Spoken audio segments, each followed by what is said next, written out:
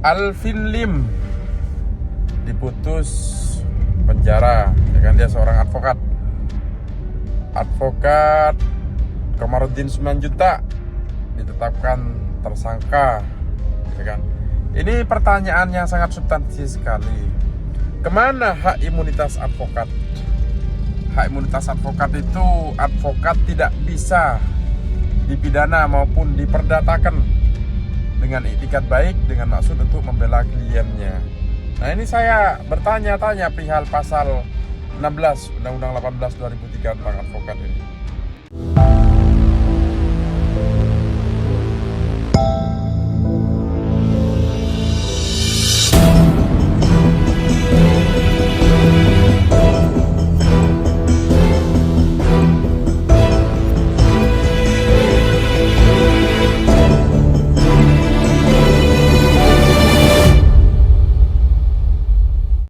Assalamualaikum warahmatullahi wabarakatuh. Allahumma salli ala sayyidina Muhammad al-fatih lima ulik wal khatim lima sabaq nasiril haq bil haq wal hadi ila siratikal mustaqim wa ala alihi haqqa qadrihi wa miqdarihi al-azim. Amma ba'du. Advokat. Nah, kalau kita berbicara advokat, maka yang harus kita kupas panjang lebar adalah Undang-Undang 18 tahun 2003 tentang advokat. Dan perlu diketahui bahwa advokat ini kan merupakan profesi yang mulia, officium nobile.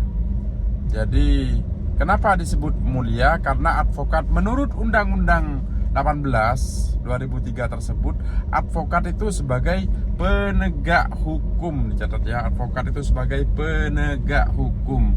Nah, makanya advokat pada pasal 16 ya, undang-undang tersebut itu dibekali dengan hak imunitas, diberikan jimat ya dengan undang-undang itu berupa hak imunitas, karena memang profesi advokat ini adalah profesi yang high risk atau beresiko tinggi.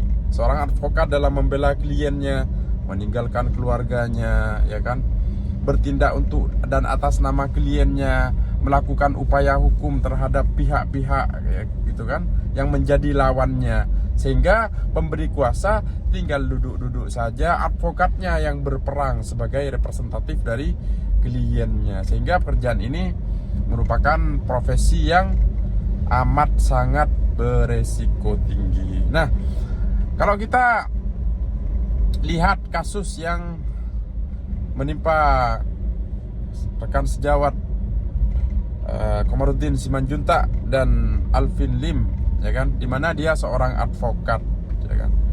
Case-nya sama-sama pencemaran nama baik. Yang harus kita pertanyakan adalah bahwasanya Komarudin Simanjuntak oke ya, dia menerima kuasa dari kliennya, menerima data dari kliennya, dan bertindak untuk dan atas nama kliennya, menyampaikan hal-hal yang penting dan dirasa perlu di hadapan publik, ya kan, untuk kepentingan membela kliennya.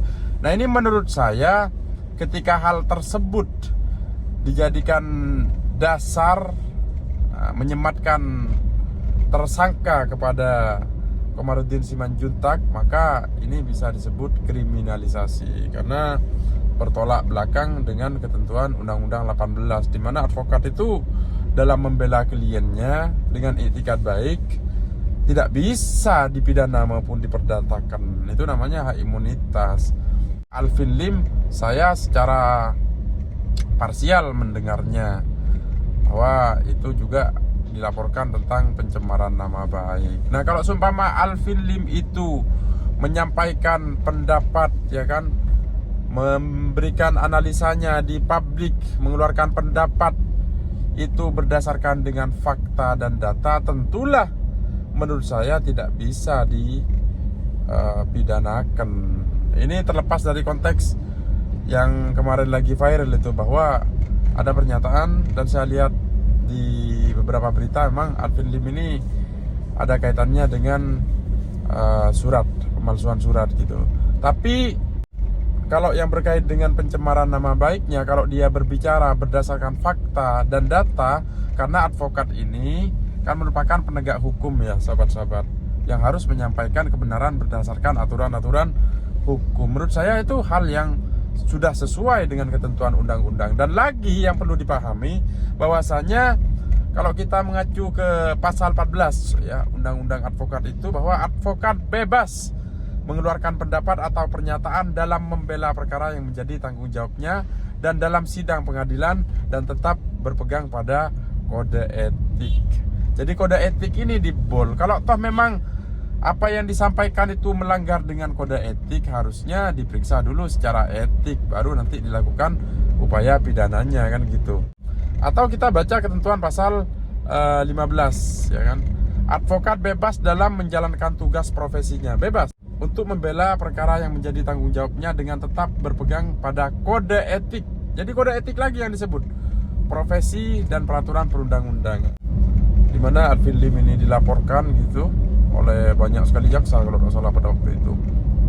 Nah, itu menurut saya yang tepat. Nah, kalau terkait dengan laporan yang pencemaran nama baik yang dilaporkan jaksa seluruh Indonesia itu dulu itu, jadi menurut saya yang tepat bukan langsung dilaporkan pidana, tapi diperiksa secara etik, laporkan ke Dewan Etik pada organisasi advokatnya, baru Dewan Etik itu akan memeriksa. Setelah itu Dewan Etik itu menyatakan bahwa ini sudah melanggar kode etik berdasarkan sidang etik itu, baru dengan itu silahkan kalau mau dilakukan upaya hukum pidana. Begitu loh sahabat-sahabat.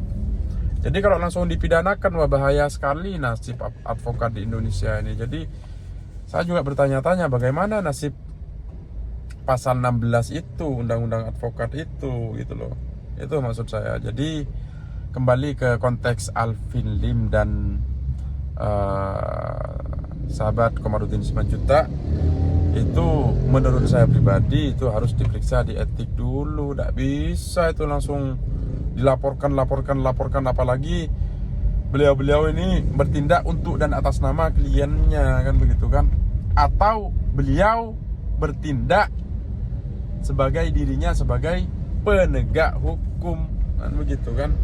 Kalau itu berdasarkan data-data yang bisa dipertanggungjawabkan. Jadi ini yang menjadi pertanyaan saya, bagaimana nasib pasal 16 Undang-Undang Advokat itu? Advokat itu di mana advokat tidak bisa dipidanakan maupun diperdatakan ya dengan etikat baik dalam hal membela kliennya, kan begitu kan?